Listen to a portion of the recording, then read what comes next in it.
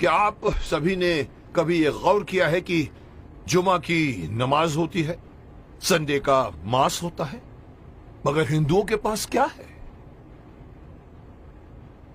जुमा के दिन मुस्लिम लोग पूरे देश भर में मस्जिदों में जाकर नमाज पढ़ते हैं।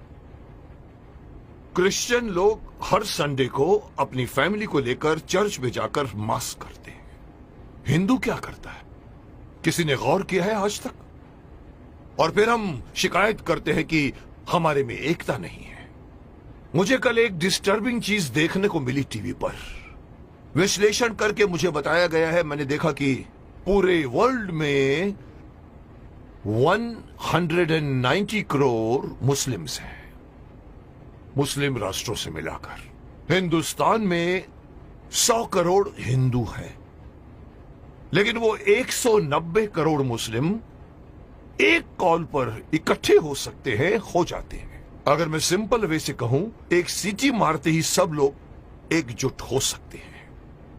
क्रिश्चियन लोग मिलकर एक दूसरे से फोर्स बन सकते हैं, लेकिन हिंदुओं का क्या भाई?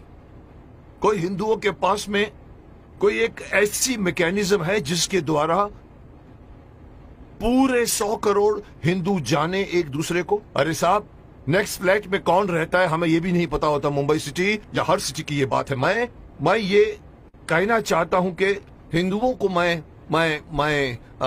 अगेन मैं वही कहूंगा कि मैं कहना चाहता हूं कि मुझे पता नहीं कि मेरी बात में कितना वजन है, लेकिन मैं पूरे देश के धर्माचार्यों को, मैं देश के पूरे संत समाज के जो बड़े बड़े आसीन पदासीन है, मैं उनको कहना चाहूंगा, आह्वान कीजिए, आप एक दिन मुकर्रर कीजिए, एक दिन फिक्स कीजिए, हफ्ते में एक दिन आप अपना लीजिए। और अगर मुझसे पूछो तो वो मंगलवार आ सकता है, क्योंकि मंगलवार हनुमान का दिन है, हनुमान जी का दिन है। एक दिन मुकर्रर कीजिए, एक दिन फिक्स कीजिए, जिसमें पूरे देश भर के लोग अपने अपने इलाके के मंदिरों में जाकर 1 घंटे के लिए बैठ जाएं। क्या करेंगे आप लोग बैठकर? मुस्लिम लोग नमाज पढ़ते हैं, क्रिश्चियन लोग उनका एक अपना सिस्टम होता है, उनके फादर बोलते हैं। आप लोगों को, हिंदुओं को, कोई सिस्टम बनाने की कोई जरूरत नहीं, कोई आरती नहीं, कोई पूजा नहीं। आप ओमकार नाथ का जाप कीजिए। ओम 1 घंटे तक पूरा, जितने भी लोग, चाहे 50 हो, चाहे 100 हो, चाहे 200 हो, एक साथ मिलकर 1 घंटे तक आप ओंकार नाथ का जाप कीजिए। दूसरा ऑप्शन मैं दे रहा हूं, ओम नमः शिवाय, ओम नमः, इसका पाठ करिए आप 1 घंटे तक, या फिर गायत्री मंत्र का जाप कीजिए। अब आप देखिए मैं क्यों इस बात को उठाना चाहता हूं, क्योंकि हमारे हिंदुओं में ये एक बहुत बड़ी मान्यता है कि अपने आप को बहुत सहिष्णु मानते हैं और कहते हैं हिंदू हमारा धर्म, हमारा हिंदू समाज अपने धर्म के प्रति जागरूक नहीं है, अपने धर्म के प्रति पूरी तरह से कमिटेड नहीं है। धर्म कहते हैं हमारा हिंदू धर्म धर्म नहीं है, हमारा धर्म जो है वे ऑफ लाइफ है। मैं हमेशा से मना करता हूं, धर्म था, है और रहेगा। और जब तक आप इसको अपना धर्म नहीं मानोगे, तब तक आपके अंदर कभी भी एकता नहीं आएगी, कभी भी आपके अंदर मोटिवेशन नहीं आएगा, कभी भी आपके अंदर फोर्स नहीं आएगा। इसलिए मैं चाहता हूं कि सारे हमारे पूरे देश में आप इमेजिन कीजिए कि एक साथ पूरे देश में आप एक टाइम फिक्स कीजिए। मेरे हिसाब से रात को 7 से 8 बजे का टाइम फिक्स कीजिए। सब लोग अपना अपना काम छोड़कर अपने नजदीक के मंदिर में जाएं, 1 घंटा बैठें और 1 घंटा बैठ के अपनी सभा होगी, जिसका नाम मैं सजेस्ट करना चाहता हूं। हो सकता है नाम इसका मंगल धार्मिक सभा हो सकती है, या मंगल धार्मिक मिलन हो सकता है, या मंगल धार्मिक मिलाप हो सकता है। आप लोग वहां जाइए। हर हिंदू, मैं अगेन बात करना चाहूंगा, इसमें बौद्ध भी आ जाते हैं, सिख भी आ जाते हैं, जैन भी आ जाते हैं, उनको भी आना पड़ेगा, उनको भी साथ में आना पड़ेगा, क्योंकि 100 करोड़ में उनकी गिनती होती है। उन सब लोगों को अगर ये आदत पड़ जाए, हर मंगलवार रात को 7 से लेके 8 बजे मुझे अपने परिवार वालों को लेकर, साथ में बच्चों को लेकर जाइए और मंदिर में जाके बैठ जाइए। एक मेडिटेशन की तरह से आप लोग बैठकर वहां पर एक सभा कीजिए। उसका नाम मैं देना चाहता हूं मंगल धार्मिक सभा। या मंगल, मांगलिक, मिलाप या कुछ भी नाम रखा जा सकता है। जैसे मुस्लिम कैसे नमाज कहते हैं, क्रिश्चियन उसे मास कहते हैं, आप उसे मंगल मिलाप कह सकते हैं। वहां आइए, आप देखेंगे आपका पूरा देश, आपके पूरे देश के 100 करोड़ हिंदू कितनी जल्दी एक दूसरे के साथ एकजुट हो जाएंगे, जिसका इस वक्त, इस कॉन्टेम्पररी आजकल आप देख रहे हैं जिस तरह के माहौल बन रहे हैं, उसमें हमारे हिंदुओं पर लोग एक तरह से हंसते भी हैं। उनको पता है कि ये लोग कोई मिलने वाले नहीं हैं। लेकिन अगर ये होना शुरू हो जाएगा तो आप सही अपने इर्द गिर्द के लोगों को सिर्फ जानोगे नहीं, पहचानना शुरू कर दोगे।